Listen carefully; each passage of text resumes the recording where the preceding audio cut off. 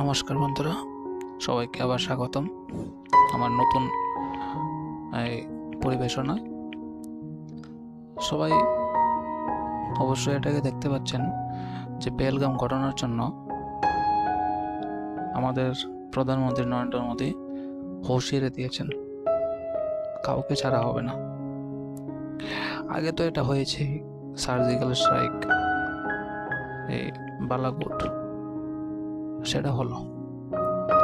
এখন এর থেকেও বড় কিছু হওয়ার আশা। দেখুন,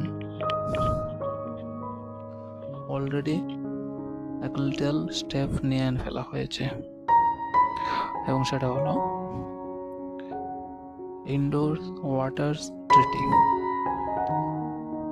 সিন্ধু জল বন্টন চুক্তি, যেটা ভারত এবং পাকিস্তান দুজনে সাইন করেছে, সাথে ওয়ার্ল্ড ব্যাংকেরও স্বাক্ষরতা রয়েছে।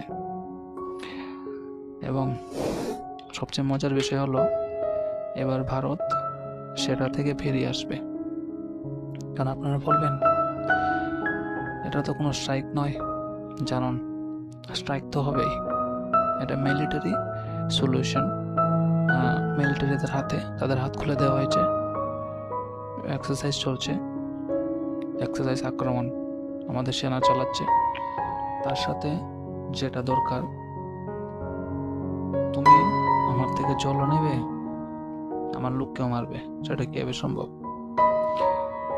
এই ইন্ডোস ওয়াটার ট্রিটি অনুযায়ী এই ওদেরকে, মানে সেই পাকিস্তানকে আমাদের 80% যে জল, সেটাকে ছেড়ে দিতে হতো।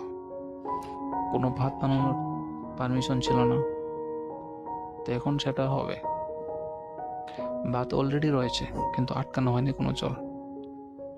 তো এখন কি হচ্ছে, যে সিন্ধুর জল বন্টন চুক্তি রদ হবে, আমার ওদেরকে সামান্য জল দেব বা জল বন্ধ করাতে হবে।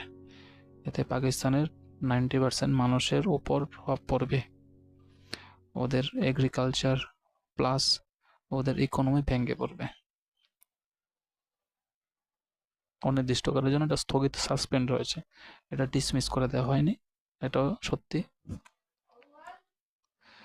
তাই দেখা যাক এটা পাকিস্তানের উপর কী প্রভাব ফেলে।